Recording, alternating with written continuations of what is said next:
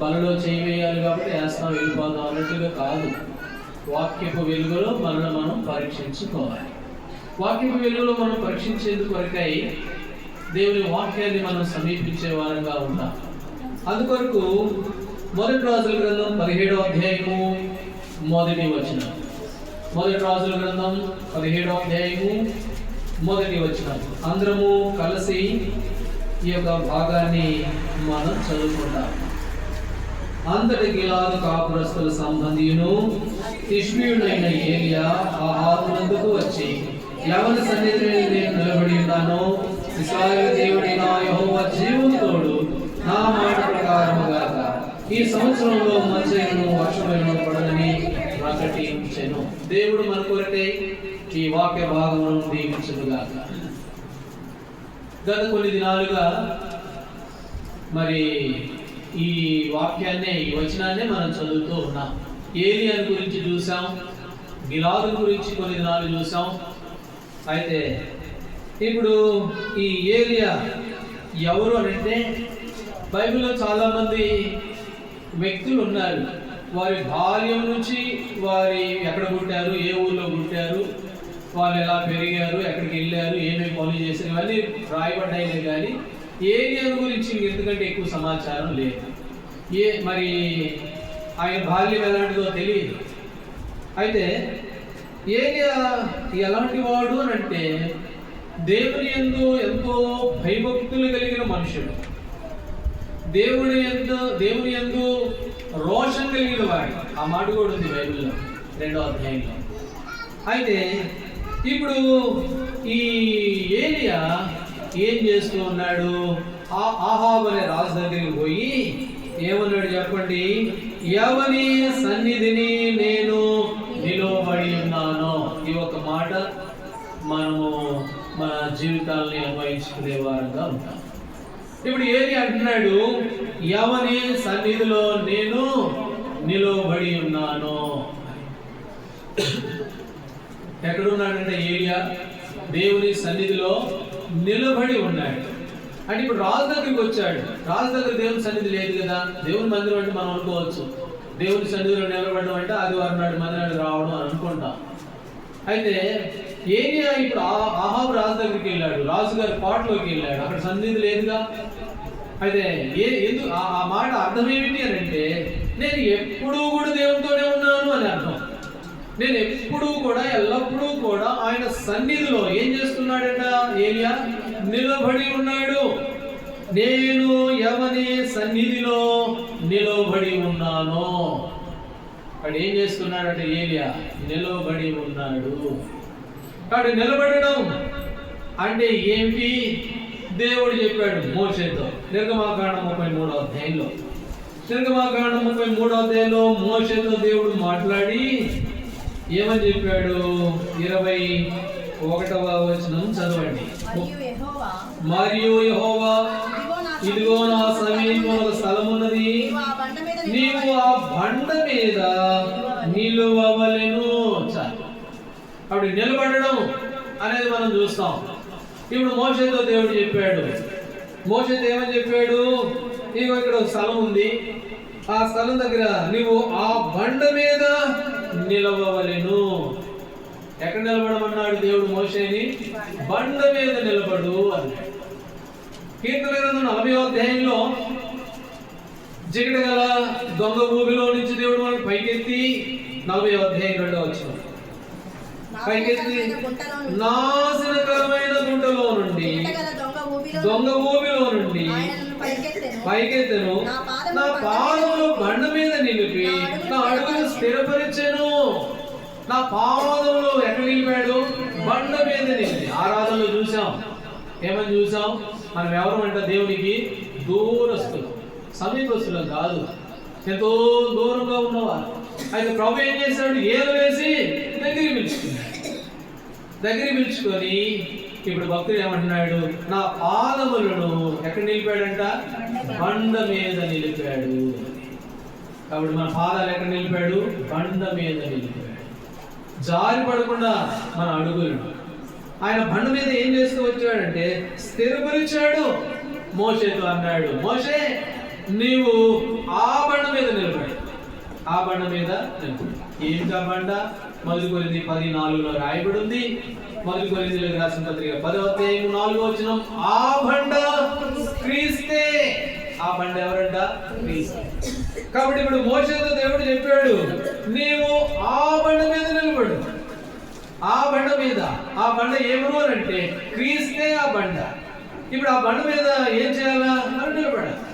ఏలియా అన్నాడు, ఎవరి సన్నిధిలో నేను నిలబడి ఉన్నాను. ఎక్కడ నిలబడి ఉన్నాడు? బండ మీద.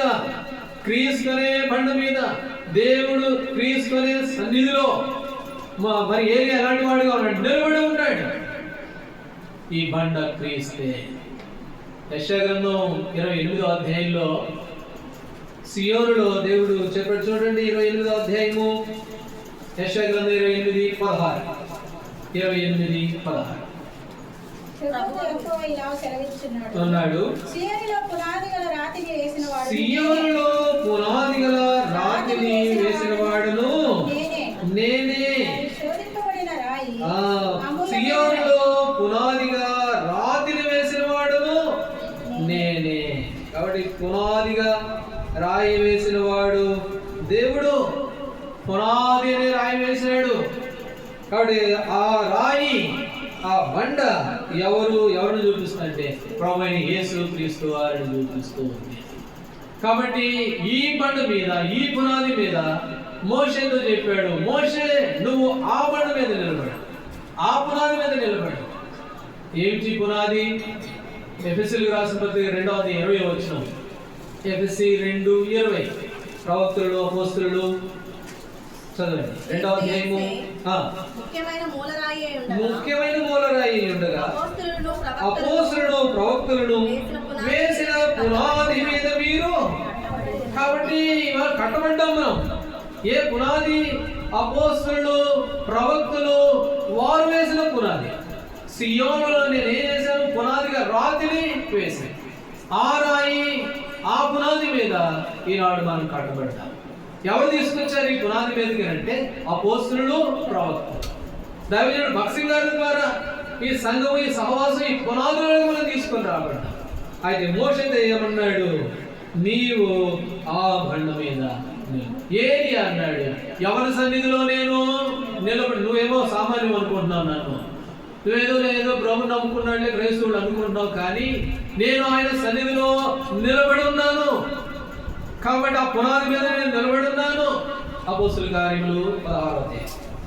అపోస్తుల కార్యములు 16వ అధ్యాయము 6వ వచనం చదవండి. ఆసియాలో వాక్యము చెప్పకూడదని పరిశుద్ధాత్మ వారిని ఆటంకపరిచినందున ఫ్రుగియా గలతీయ ప్రదేశముల ద్వారా వెళ్ళిరి. 5వ వచనం క్షమించండి. 5 గనుక సంఘములు విశ్వాసములు స్థిరపడి ఆ బండ మీద కట్టబడినటువంటి ప్రభు బిడ్డలు, ఆ పునాది మీద వేయబడినటువంటి ప్రభు బిడ్డలు, వారు విశ్వాసమందు ఏం చేస్తున్నారంట? స్థిరపడుతూ ఉన్నారు. స్థిరపడి లెక్కకు విస్తరిస్తూ ఉన్నారు. మోషే నువ్వు ఆ బండ మీద నిలబడు. అది ఏ బండ అంటే సియోనులో పునాదిగా వేసిన రాయి. ఆ బండ అపోస్తులు ప్రవక్తలు క్రయం చెల్లించి తీసుకొచ్చిన రాయి.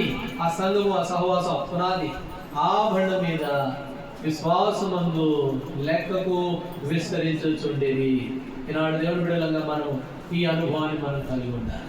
అయితే పునాదిలో వేశాడు, పునాది మీద నిలబడ్డారు కదా. అయితే దేవుని మందిరం గురించి ఒక మాట ఉంది. యెషయా గ్రంథం 68వ అధ్యాయంలో 64వ అధ్యాయం. యెషయా గ్రంథం 64 10వ వచనం చదవండి. 64:10. నీ పరిశుద్ధ పట్టణము బీటి భూములాయను, సియోను బీడాయను, యెరూషలేము పాడైపోయింది. యెరూషలేము ఏమైపోయిందంటే ఇప్పుడు పాడైపోయింది. మరి పరిశుద్ధ పట్టణం ఏమైపోయింది? బీడైపోయింది. పరిశుద్ధ పట్టణం బీడైపోయింది, యెరూషలేము పాడైపోయింది. ఇంకొక మాట కూడా మనం చదివితే బాగా అర్థమవుతుంది. కీర్తనల గ్రంథం 11వ అధ్యాయం. కీర్తనల గ్రంథం 11వ అధ్యాయంలో ఇంకా చాలా చక్కగా మనం అర్థం చేసుకోవడం కొరకు కీర్తనల గ్రంథం 11వ అధ్యాయము 3వ వచనం చదవండి. 11:3 పునాదులు పాడైపోగా నీతిమంతులు ఏమి చేయగలరు?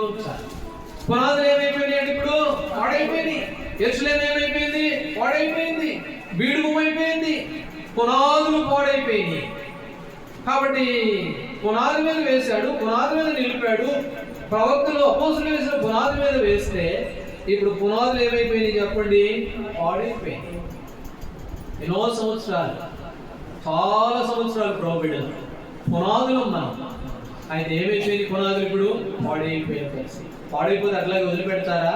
అలాగే వదిలిపెట్టారు పునాదుల్ని. 2వ దినవృత్తాంతాల గ్రంథం 29వ అధ్యాయం, 2 దినవృత్తాంతాలు 29వ అధ్యాయము 3వ వచనం చదవండి. 29:3. అతడు తన ఏలుబడి యందు మొదటి సంవత్సరము మొదటి నెలను యెహోవా మందిరపు తలుపులు తెరిచి వాటిని బాగు చేసి. కాబట్టి పాడైపోయిన మందిరం, పాడైపోయిన పునాదులు, వాటిని తెరిచి హిజ్కియా ఏం చేశాడు? బాగు చేసి. అడిగినాడు ప్రోబిడలంగా ఒకవేళ పాడైపోయి ఉండొచ్చేమో, ఆ బండ మీద నిలబడకుండా, ఆ పునాది మీద నిలబడకుండా తేలిగ్గా తీసుకొని ఒకవేళ ఉండవచ్చుమేమో. కానీ అయితే వారు మందిరమును శుభ్రపరుస్తూ వచ్చారు, వాటిని బాగు చేసుకుంటూ వచ్చారు. ఈనాడు దేవుని బిడ్డలంగా మన జీవితాల్లో ఆ బండ మీద నిలబడడం, ఆ పునాది మీద నిలబడడం అనేది స్థిరత్వాన్ని చూపిస్తుంది. వారు ఆ నిలబడ్డారు, లెక్కకు విస్తరిస్తూ ఉన్నారు. ఒకవేళ పాడైపోయింటే దాన్ని వెంటనే బాగు చేసుకోవాల్సిన బాధ్యత కూడా. విశ్వాసాలు ఎక్కడ తగ్గిపోయామో, ఎక్కడ సన్నగిల్లామో, ఎక్కడ సరిగ్గా నిలబడలేకపోయామో అవన్నీ బాగు చేసుకోవాల్సిన బాధ్యత కూడా మన మీదే ఉన్నది. కాబట్టి ఈ మొదటి తలంపులో ఏలియా అన్నాడు, ఎవరి సన్నిధిలో నేను నిలబడి ఉన్నాను. కాబట్టి నిలబడిన అనుభవం, ఈ పునాది మీద నిలబడిన అనుభవం స్థిరాన్ని చూపిస్తూ ఉంటే, స్థిరత్వాన్ని చూపిస్తూ ఉంది. మన ఆత్మీయ జీవితంలో స్థిరంగా ఉన్నామా, లేక గుణాలు పాడైపోయిన అనుభవంలో ఉన్నామేమో, ఇది బాగు చేసుకోవాల్సిన బాధ్యత మనకి. సరే, ఇప్పుడు రెండో విషయానికి వెళ్తే, ఇప్పుడు ఏలియా అన్నాడు, ఎవరి సన్నిధిలో నేను నిలబడి ఉన్నాను. కాబట్టి నిలబడడం అనే రెండవ అనుభవాన్ని మనం చూస్తే, దేవుడు మనుషుడితో మాట్లాడుతూ వచ్చాడు.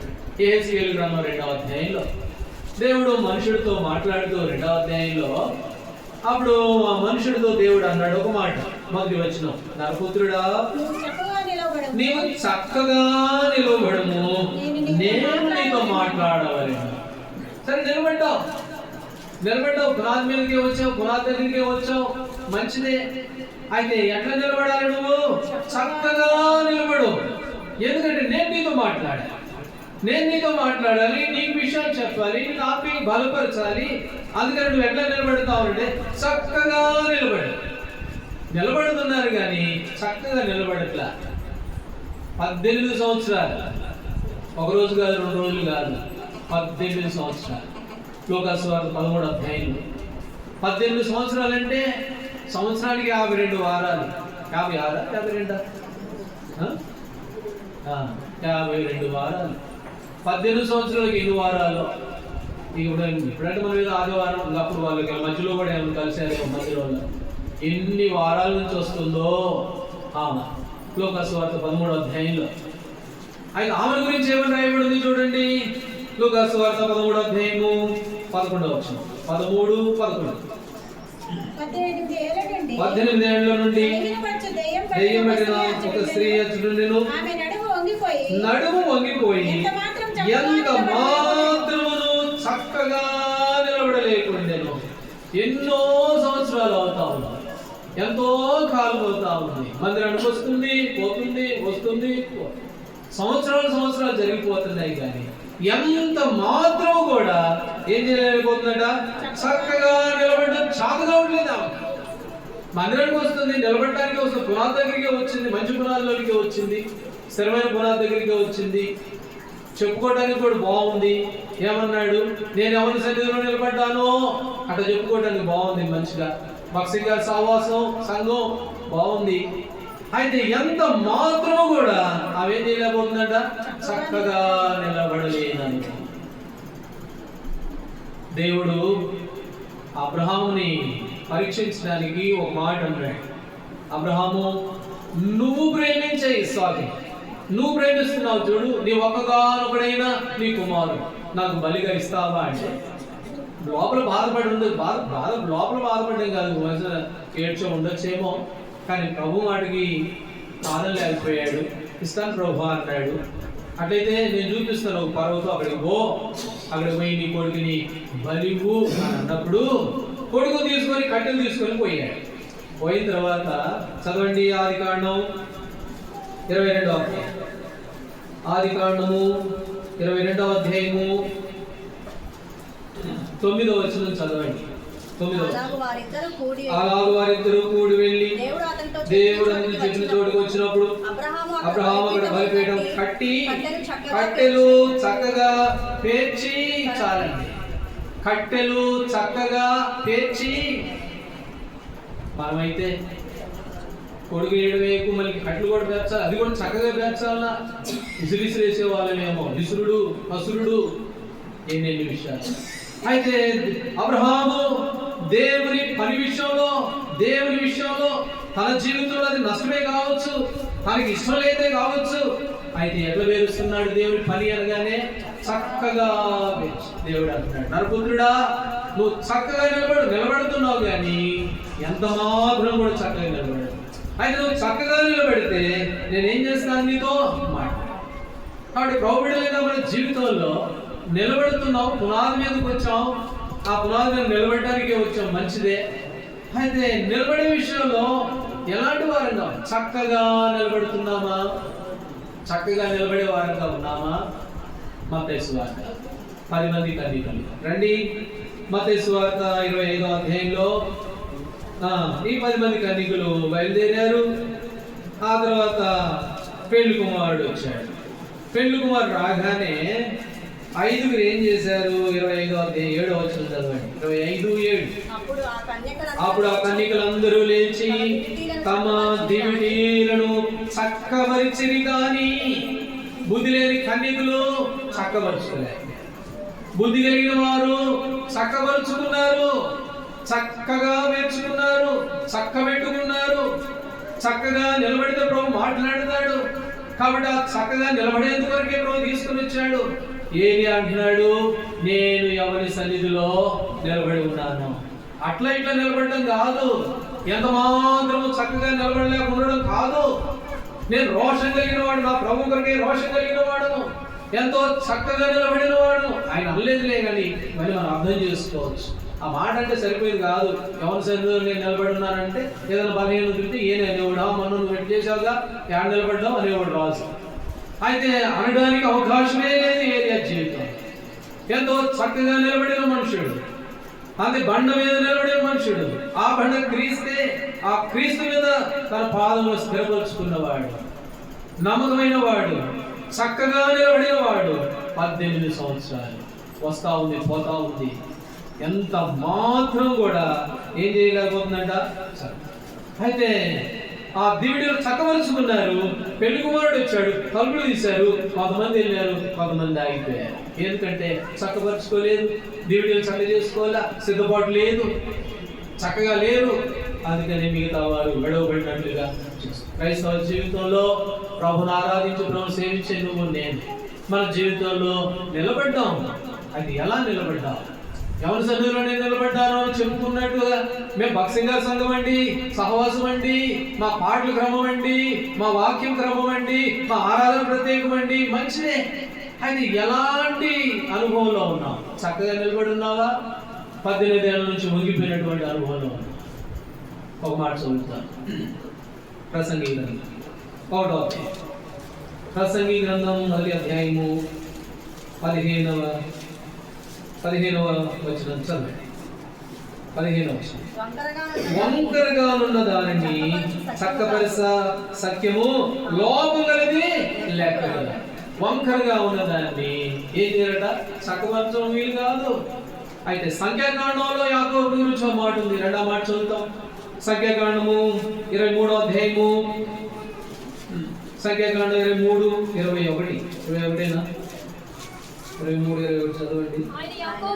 ఆయన యాకోబులో ఏ దోషము కనుగొనలేదు, ఇశ్రాయేలీయుల్లో ఏ వంకరదనము లేదు.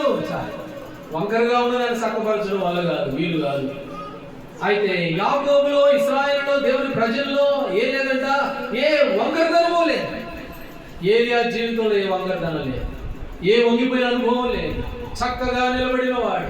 ఎవరి సన్నిధిలో నేను నిలబడి ఉన్నానో కాబట్టి నా దేవుని సన్నిధిలో నిలబడ్డాను, ఆ బండ మీద నిలబడ్డాను, ఆ బండ క్రీస్తే, నా పాదాలు స్థిరపరచుకున్నాను. విస్తరించే అనుభవం విశ్వాసంలో, ఆత్మీయతలో. అంతేకాదు వంగిపోవడం కాదు, నేను ఎట్లా పడితే ఉండడం కాదు, చక్కగా నిలబడిన వ్యక్తి. కాబట్టి ఇశ్రాయేలీలో ఏం లేదంట, వంకరతనం అనేది. ఒకరిదాన్ని ఉండకూడదు. ఆమెను 18 ఏళ్ళ నుంచి మందిరానికి వస్తూ ఉంటే ప్రభు చూశాడు.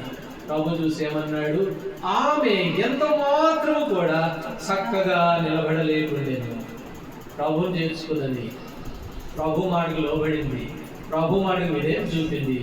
ఆమె చక్కగా నిలబడి దేవుని ఏం చేస్తున్నట మహిమపరుస్తూ వచ్చింది తర్వాత అనుభవం. కాబట్టి మరి ఇశ్రాయేలు జీవితంలో ఏం లేదట, ఏ వంకరతనము లేదు. యెషయా గ్రంథం 38వ అధ్యాయం. యెషయా గ్రంథం మొదటి వచనాన్ని చదవండి. మొదటి వచనం. ఆ దినములలో హిజ్కియాకు మరణకరమైన రోగము కలుగగా ప్రవక్తయు ఆమోజు కుమారుడైన యెషయా ఎద్దకు వచ్చి, అవుతున్నావు, బ్రతుకువు, నీ ఇల్లు చక్కబెట్టుకొనమని యెహోవా సెలవిచ్చుచున్నాడని చెప్పగా. కాబట్టి నీ పని అయిపోయింది, నీ ఆయుష్ అయిపోయింది. కాబట్టి నువ్వేం చేస్తావు, నీ ఇల్లును చక్కబెట్టుకో. ముందు నువ్వు చక్కగా నిలబడు బండ మీద, ఆ తర్వాత నువ్వేం చేస్తావు, నీ ఇంటిని చక్కబరుచుకో, నీ ఇంటిని చక్కబెట్టుకో అని హిజ్కియాకు దేవుడు సెలవిచ్చినట్లుగా చూస్తాం. 2వ దినవృత్తాంతాల గ్రంథం 15వ అధ్యాయంలో కూడా ఇంకో మాట చదువుతాం. 15:5 వచ్చిన అనుకుంటాను, 5 చదవండి. ఆ కాలములో దేశంలో కాపురస్తులందరిలోనూ గొప్ప కల్లోలము కలిగెను కనుక తమ పని బావడలను చక్కబెట్టుటకై. కాబట్టి జనులు బయలుదేరారు, నీ ఇల్లు చక్కబెట్టుకో బాబు, రాకడ సమీపంగా ఉంది, దినాలు మంచివి కావు, సమయం పోనీయద్దు అని ప్రభు అంటే, వీళ్ళేం చేస్తున్నారు అని అంటే, వారు తమ పనిబాడలు చక్కబెట్టుటకై, పనిబాడలు చక్కబెట్టుకుంటూ ఉంది. ఇల్లు చక్కబెట్టుకోమంటే ఇది కాదు. ఒకసారి న్యాయాధిపతుల గ్రంథము 10వ అధ్యాయం మొదటి 2-3 వచనాల్లో యాయీరు నియమింపబడిన వాడే, యాయీరుని గురించి రాయబడింది. యాయీరు నియమింపబడ్డాడు, ఏర్పాటు చేయబడ్డాడు, ఒక రాజుగా నియమింపబడ్డాడు. అయితే న్యాయాధిపతుల గ్రంథం 10వ అధ్యాయం 4వ వచనంలో ఆ మాట ఉంది, 3వ వచనంలో. అయితే యాకోబుకి 30 మంది కుమారులేనా? 30 మంది కుమారులు ఉన్నారంట. వాళ్ళు 30 గాడిదలు కొనిచ్చాడు, 30 ఊర్లు కొనిచ్చాడు. చచ్చిపోయి కమోరులో పాత పెట్టాడు. ఇక యాయీరు గురించి ఏం లేదు, నియమించబడ్డాడు, పిల్లలకు అన్నాడు, వాళ్ళకి కావాల్సింది సమకూర్చాడు, చచ్చిపోయాడు. అయితే హిజ్కియాతో ఏమన్నాడు, నువ్వు మరణం అవుతున్నావు, ముందు నీ ఇల్లు చక్కబెట్టు. ఇల్లు చక్కబెట్టుకోమంటే పనిబాడు చక్కబెట్టుకోవడం కాదు, నా పిల్లలకి ఏం సంపాదించాలి, ఏం చేయాలా, వాళ్ళకి ఏం సమకూర్చుకోవాలా, ఏం సంపాదించుకోవాలా, ఈ పనిబాడు చక్కబెట్టుకోవడం కాదు. ఏం చేయాలి అని దేవునిలో ఆ ఇంటిని కట్టుకోవాలి. మనం నిలబడాలా, మన పిల్లల్ని చక్కగా నిలబెట్టాలి. అందుకని నరపుత్రుడా, నీవు చక్కగా నిలబడు, నేను నీతో ఏం చేస్తాను, మాట్లాడతాను. వాడు దేవుని చెప్తున్నానండి, మా అబ్బాయికి చెబుతున్నానండి, మా అమ్మాయికి చెబుతున్నానండి, మా పిల్లలకి ఎప్పుడు చెప్తానండి, రారా మందిరానికి నేను చెబుతానండి అని అంటాం మేము కదా. ఒకసారి దావీదు గొల్యాతుని చంపడానికి వెళ్తూ ఏం చేశాడో తెలుసా? ఆ ఏట్లో నుంచి ఎన్ని రాళ్ళు తీసుకున్నాడు చెప్పండి? ఎన్ని రాళ్ళు? 5 రాళ్ళు. 5 రాళ్ళు తీసుకుపోయి ఎన్ని రాళ్ళతో గొల్యాతుని చంపాడు చెప్పండి?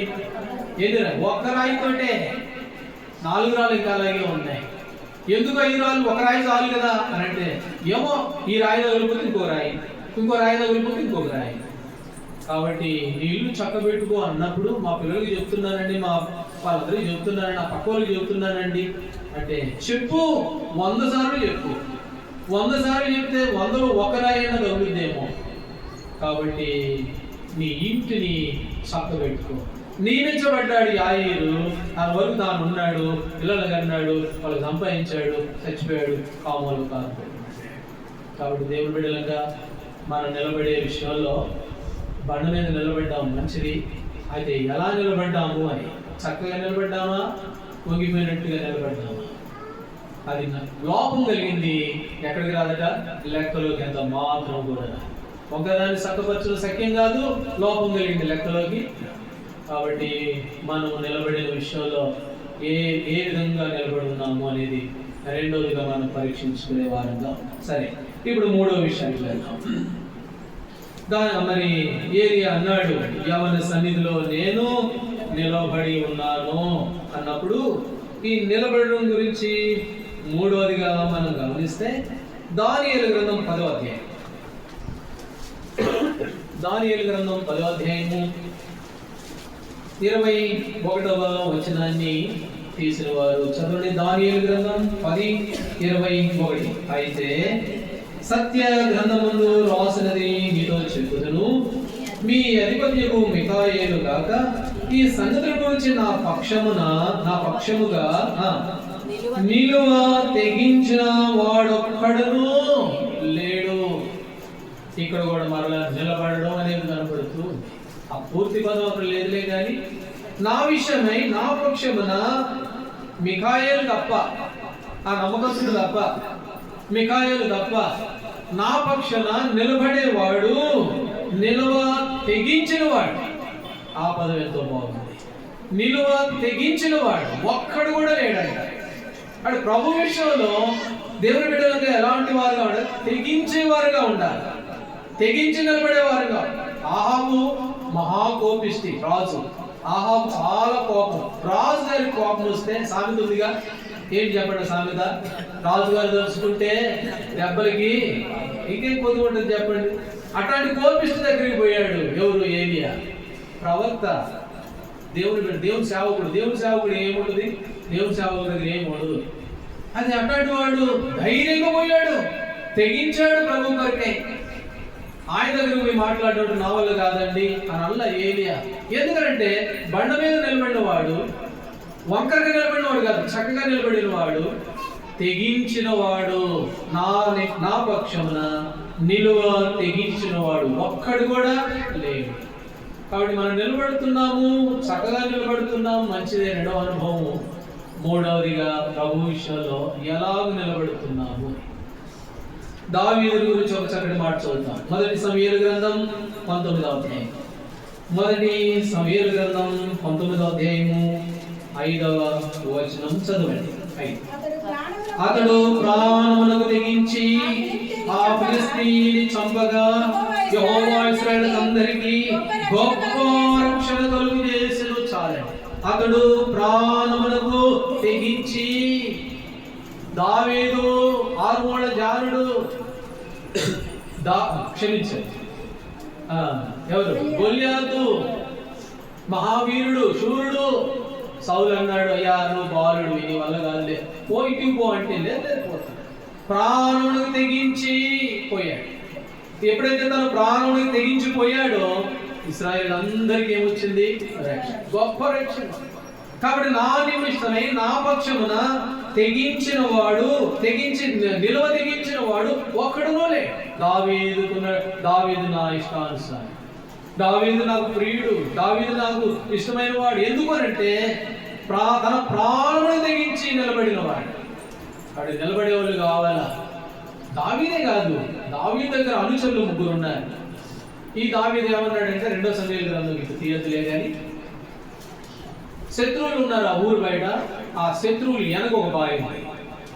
ఈ రాజుగారికి దావీదుకు ఒక ఆశ పుట్టింది, నా కోసం ఎవరన్నా పోయి ఆ శత్రువులు దాటి ఆ బావిలో నీళ్లు తెస్తే నేను తాగుదు కదా అనుకున్నాడంట. ఆ సంగతి తిన్నారు వీళ్ళు ముగ్గురు విని వెళ్ళిపోయారు అంతే. మా రాజుగారు మంచినీళ్ళు అడిగాడు, మా ప్రాణమైన ఇచ్చేస్తాం మా రాజు కోసం ఏమైనా చేస్తాం మేమని చెప్పి దావీదు దగ్గర ఉన్నటువంటి అనుచరుడు వెళ్ళిపోయి శత్రువుల్లో పడి శత్రువులందరూ చంపుకుంటూ పోయి ఆ బావిలో నీళ్లు తీసుకొని వస్తే అప్పుడు అన్నాడు. 2 సమూయేలు గ్రంథం చదవండి. దాని 2 సమూయేలు గ్రంథం 27వ అధ్యాయము 17వ వచనం దావీదు అన్నాడు. 2 సమూయేలు 27:17.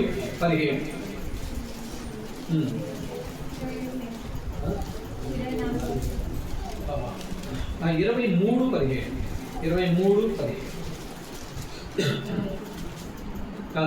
యెహోవా ప్రాణములకు తెగించి పోయి తెచ్చిన వారి చేతి నీళ్లు తాగుదునా చాలు. ప్రాణానికి తెగించిపోయారు వీళ్ళు.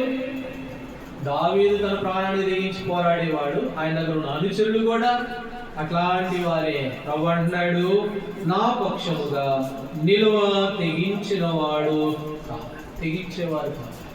యేసు ప్రభువుని సిలువేశారు.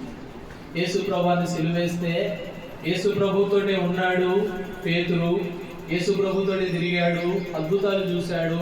ఒక సందర్భంలో పేతురు అన్నాడు, ప్రభా నీ కోసం నేను నా ప్రాణాన్ని కూడా ఇస్తాను, నా ప్రాణమే ఇచ్చేస్తా, అడిగితే ఇచ్చేస్తాను, అంత తెగింపు కలిగిన వాడిని అని అన్నాడు.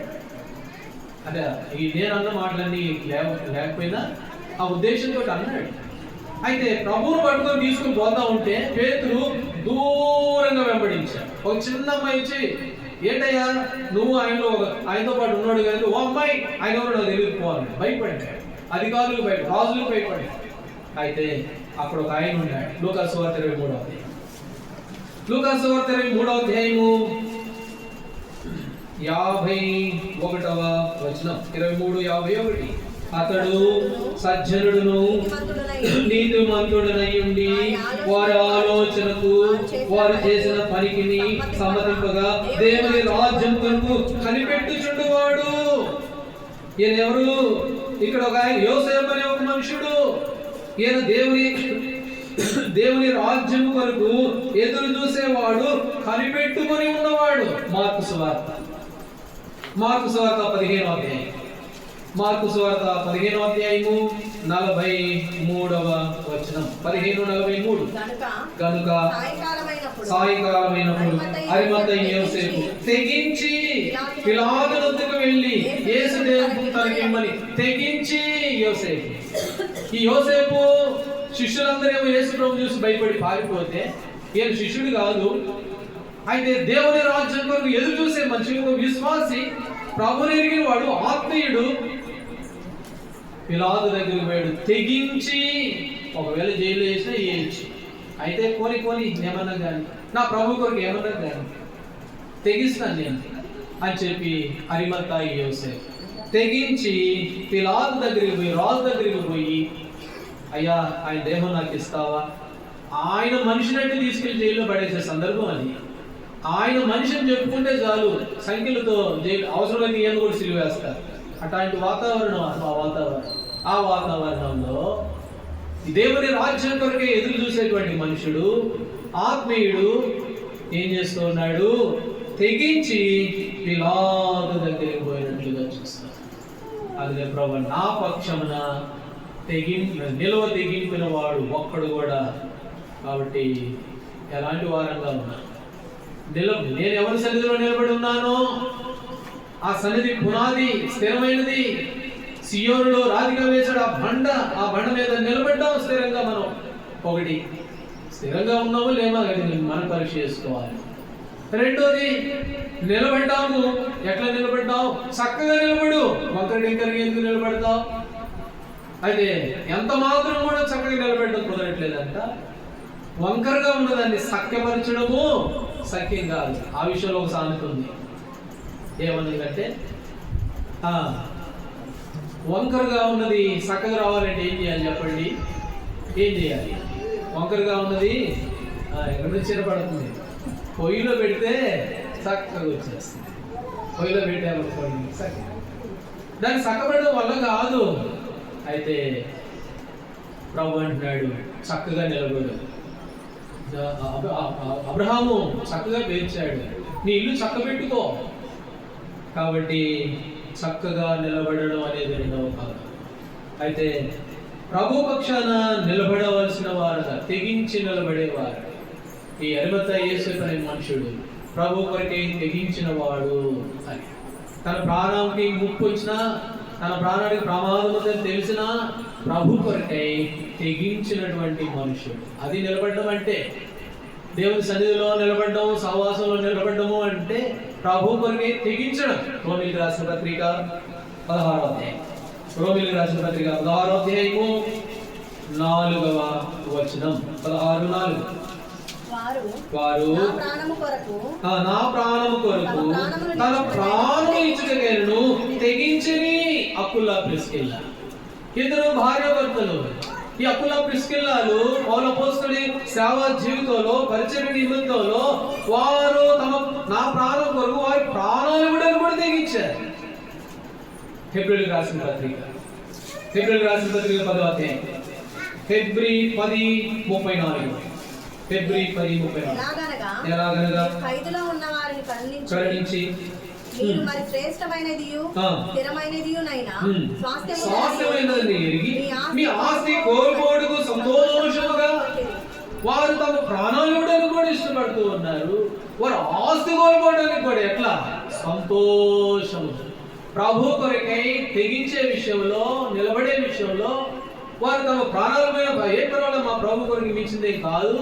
అరిమత్తయి యోసేపు గొప్ప ప్రమాదం అండి, చూడు వాళ్ళ శిష్యులే ఎవరు లేరు, నువ్వు పోతామని ఒకవేళ ఆ బంధువులు, కుటుంబ సభ్యులు అనుండొచ్చేమో బహుశా. లేదు, నా ప్రభు కొరకే నేను తెగిస్తాను. నేను దేవుని రాజ్యం కొరకు ఎదురు చూసేవాడు. నేను ఈ లోక సంబంధి కాదు.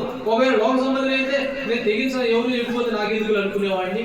నేను దేవుని రాజ్యం కొరకు ఏర్పాటు చేయబడిన మనుషులను, కాబట్టి నేను తెగిస్తానంతే. ఆస్తి కోల్పోవడానికి ఇష్టపడుతూ వచ్చారు.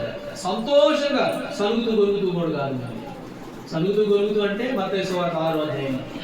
అన్యజనులు వీటి విషయమై విచారిస్తారు. అన్యజనులు ఆ పని చేసేది.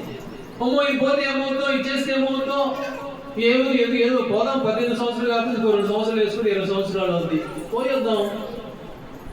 అయితే తెగించిన వాడు నిలబడేవాడు, నిలవదగిన వాడు. అప్పుడు కూడా నాడు మనం నిలబడుతున్నాం.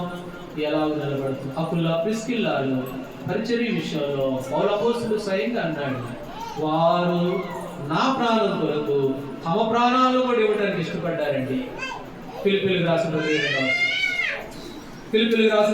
పత్రిక 4వ అధ్యాయం 3వ వచనం. ఈ సహకారులు నా స్వార్థపరిలో నిజంగా సహకారులుగా ఉన్నారు. వీరి పేరు జీవగ్రంథమందేనా? 4:3లో ఫిలిప్పీ 4:3. అవును, నిజమైన సహకారులు క్లెమెంతుతోను నా ఇతర సహకారులతోను సువార్త పనిలో నాతో కూడా ప్రయాసపడిన వారు వారిని సహాయం చేయమని వేడుకొచ్చు. ఆ సహకారుల పేర్లు జీవగ్రంథమందు రాయబడింది. నిజంగా ఎంత గొప్ప విషయం. జీవగ్రంథమందు పేరు రాయబడడం అంటే ఎంత గొప్ప ఆధిక్యతో తెలుసా? లోకంలో మన పేర్లు రాయబడతాయి. పుట్టాడు అనగానే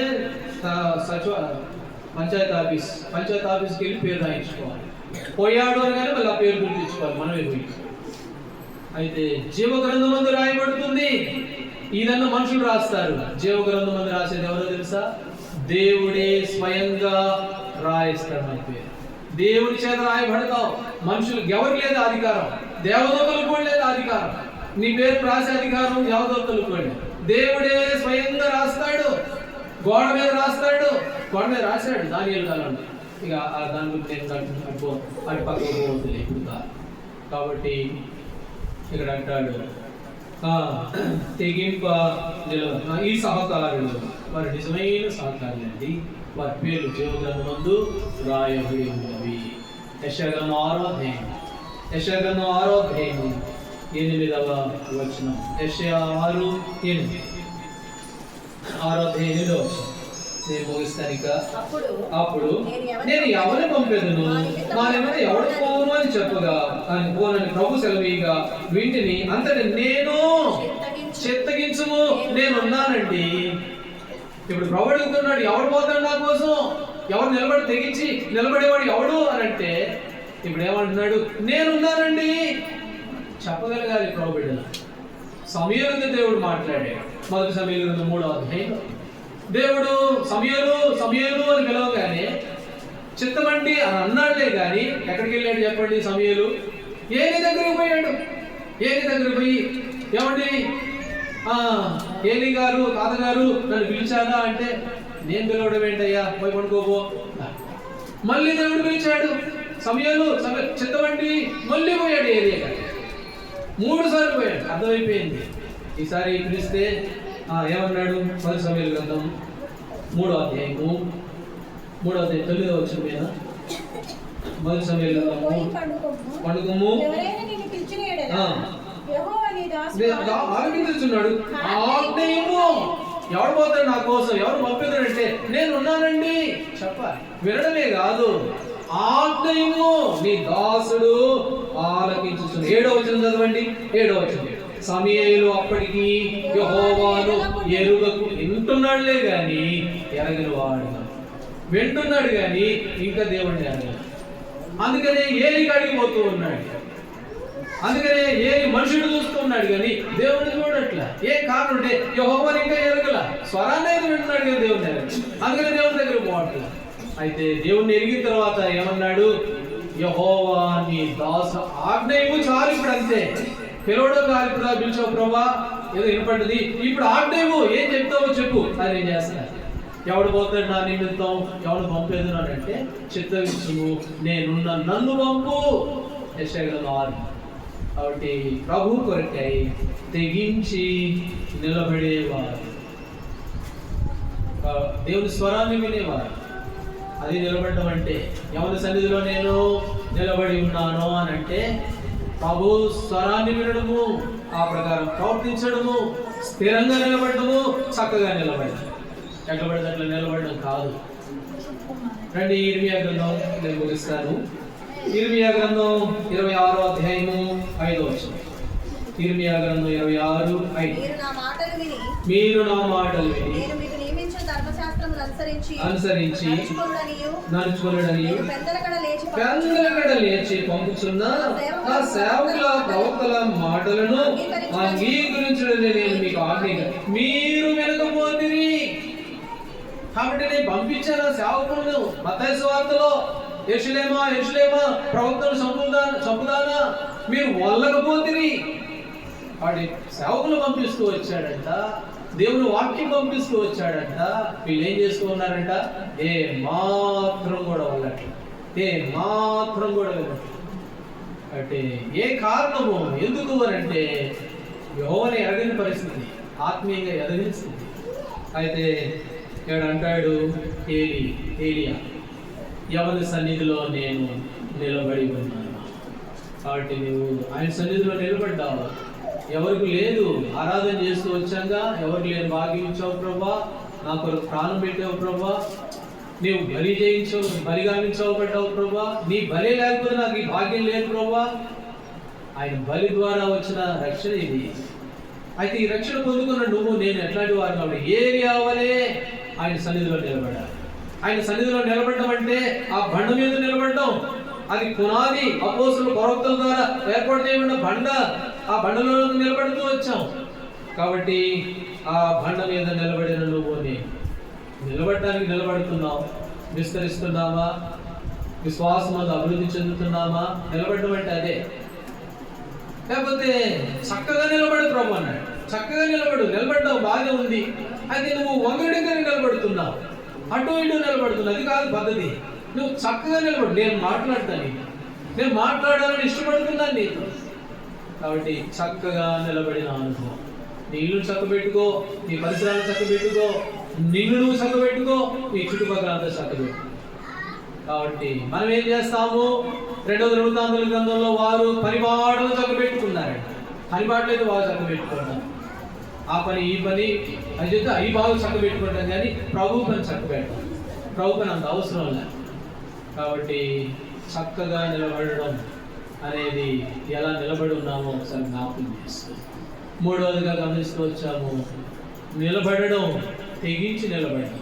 అప్పుల్లో పిసికిల్లాలి పరిచర్య విషయంలో ప్రాణాలు ఇస్తానికి ఇస్తుంది. ఎవరు వద్దు మీ ప్రాణాలు వద్దు, ఎవరు ఇప్పుడు ఇవాళ ప్రాణాలు పెట్టేంత పరిస్థితులు లేవు. సంతోషంగా ఒప్పుకున్నారు క్రైమ్ చెల్లించడానికి. ప్రభు కొరకై తెగించి నిలబడిన వారు. దావీదు తెగించి ప్రాణాలు తెగించి నిలబడితే ఇశ్రాయేలుకి ఏమొచ్చింది? గొప్ప రక్షణ. అంత సమర్పణ వద్దండి, అంత బలం వద్దండి. ప్రభు కొరకు కొంచెం చక్కగా నిలబడితే చాలు, కొంతవరకు నిలబడితే చాలు. కాబట్టి నిలబడడం అనేది ఏం చూపిస్తుంది అంటే, ఏలియా ఎవరి సన్నిధిలో నేను ఎప్పుడైతే మనం అలా నిలబడతామో మన పేర్లు ఈ లోకంలో కాదు, జీవ గ్రంథంలో స్వయముగా దేవుడే తన హస్తాలతో రాస్తాడు. ఇది గొప్ప భాగ్యం. ఇంకొక సందర్భం కూడా ఉంది. మళ్ళీ జీవ గ్రంథంలో రాయబడిన పేరు మళ్ళీ తుడిచిపెట్టబడుతుందట. అది కూడా జాగ్రత్త చేసుకోవాలి. ప్రభుత్వమే ఈసారి ఎప్పుడైనా ఆ విషయాల గురించి ధ్యానం చేస్తాం. కాబట్టి మనము నిలబడడం ఎలాగో నిలబడి ఉన్నాం. ఏది ఎవరైనా నిలబడి ఉంటే దేవునికి స్తోత్రం. లేకుండా 18 ఏళ్ళ నుంచి నడుమొంగిపోయిన స్త్రీగా నిలబడి ఉన్నావా? తెగించే విషయంలో అరిమత యోసేపు దేవుడు రాజ్యం కొరకు ఎదురు చూసేవాడు, ప్రభు కొరకే తెగించాడు. మనం ఎలా నిలబడి ఉన్నాం? ఆ బండ మీద నిలబడినాం. ఈ బండ క్రీస్తే సంఘము సహవాసము పునాది మీద కట్టబడ్డాం. ఆ అనుభవాలు ఒకవేళ ఈ విషయాలు ఎక్కడన్నా పక్కకు పోయి ఉంటే, జారిపోయి ఉంటే ప్రభు దయతో క్షమించి మన్నించి, నీ బలను సమీపిస్తున్నా, మీ శరీరం మీ రక్తము నా కొరకే ఇది, ఇందులో నేను చేయవేస్తున్నా, నేను మీ బిడ్డను మీ కుమారుడు కుమార్తెను, నన్ను స్థిరపరచు ఏలియా వలే. ప్రభు ఎవరి సన్నిధిలో నేను నిలబడి ఉన్నాను అని ఏలి చెప్పినట్లుగా నేను కూడా చెప్పగలగాలి. అట్టి స్వాతంత్రం తెచ్చి అలాంటి తీర్మానం నాకు అనుగ్రహించి అది మనసులో ప్రార్థన చేసుకో. ప్రభుత్వం కూడా సహాయపడేవాడుగా దేవుడు ఆ విధంగా మనందరికీ సహాయం చేయగా ప్రార్థన చేస్తాం.